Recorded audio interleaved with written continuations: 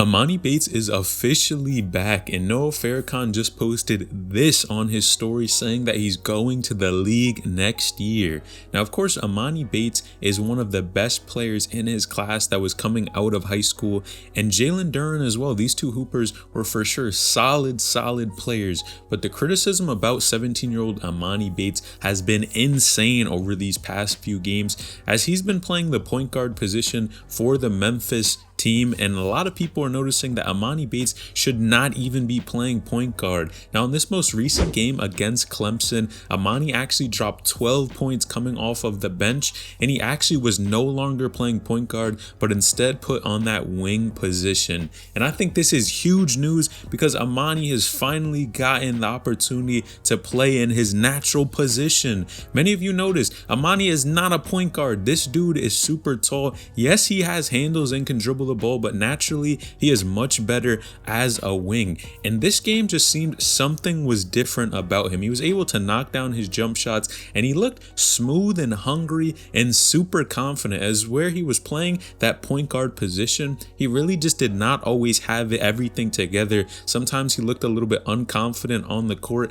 and man, the hate comments, the tweets, everything was ridiculous. They were coming for Emoni Bates, but it seems like things are finally starting to move in the right direction. Now, some people don't care at all that this dude is 17, because at the end of the day, it was his choice to move forward and try to go to college early. And you have to be responsible for your actions. And I think this type of adversity early on in his career can actually help him in the long run. Now, hear me out. Initially, it looks terrible. People are criticizing Emoni, saying he's overrated, and clearly the hate was getting to him. He talked about it before and really was talking about, even prior to coming to Memphis, quitting basketball because there was so much attention on him to be a solid player. But after coming to Memphis, of course, with all this criticism and hate, he seems to have stayed locked in. And although a lot of people are talking trash about him, this dude seems to have come back and looks like his game is finally starting to show what he can really do.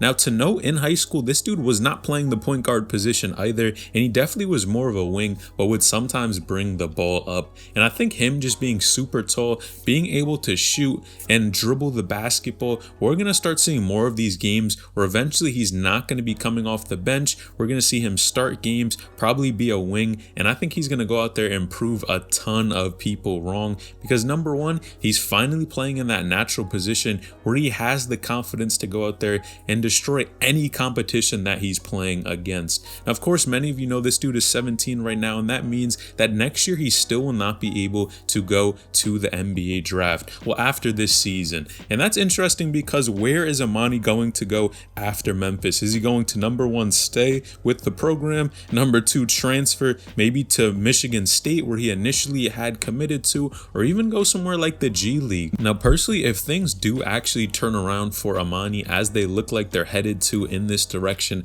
I see him staying with Memphis. Why go to another team when you're gonna have to adjust once again and then just try to go to the NBA after that? It seems like the most logical move, if this team does actually turn around, would just be to stay at Memphis or go to the NBA G League if you really think it's going to be difficult to go from Memphis to the NBA. But for this guy, I see that not being a problem. The biggest issue here, I believe, is the hype that he has. Now, when you're coming out of high school, you have a certain amount of hype around your name, and it's important for Emoni Bates to realize that if he does wait a year, that hype is somewhat going to die down, because he hasn't played the best early in these few couple of games. Now, yes, he's 17, but at the end of the day, that's the position that he did put himself in, and we'll just have to wait and see how Emoni does perform moving to the next level. Now, Noah Farrakhan just announced on his Instagram, I can't even believe I'm saying this dude said he's going to the league next year. Now, it's wild to me that Noah Farrakhan even said that,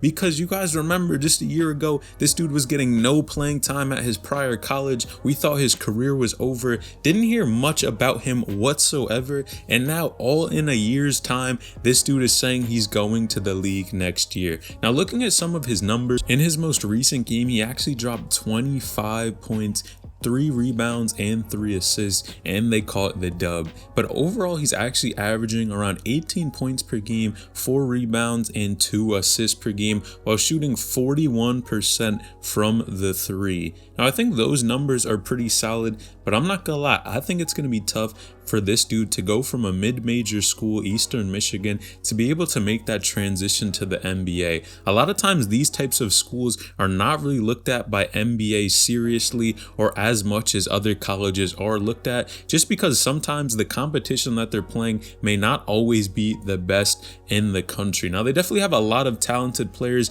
in these leagues, but I think it could be tough for this dude to actually get drafted. Now, this dude, in my opinion, he can dribble the ball, he can shoot, he's not the tallest player. Now, you guys know height matters in the NBA moving forward. It can definitely make things easier as a guard if you're taller to be able to make it and try to get drafted to the NBA.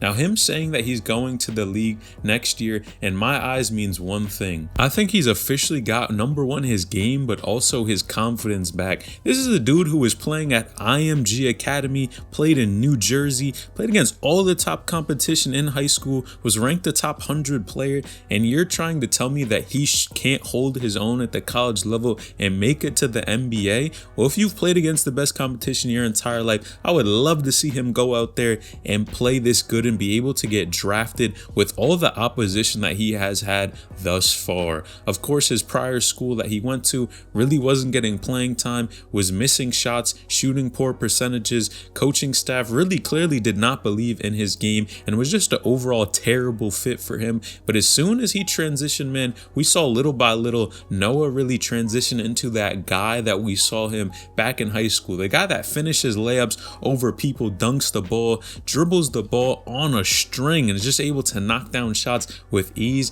And the one word to describe his game is smooth. And I think we may finally see this guy actually have a shot to be in the NBA. Now, I definitely think his height is going to be something that can hurt him because the game is shifting to more towards taller guards. Yes, there are shorter players, but for sure it can make things easier if you're a little bit taller. But honestly, people who just say this dude is going to be able to walk in the NBA, get drafted on a team, and play right away are insane. I really don't think it's going to be that easy for this guy when we've seen so many hyped up players in the last couple of years struggle to stay on an NBA team. And unfortunately, I think that Noah may be one of these people, but I'm wishing him the best. Hopefully he can actually stay and get on a team that values him, because at the end of the day, you can be on a team, but it's a whole nother thing when you're actually on a team and they like to see you get on the court and how you impact the team. And we see plenty of people who now don't really get playing time, Langelo Ball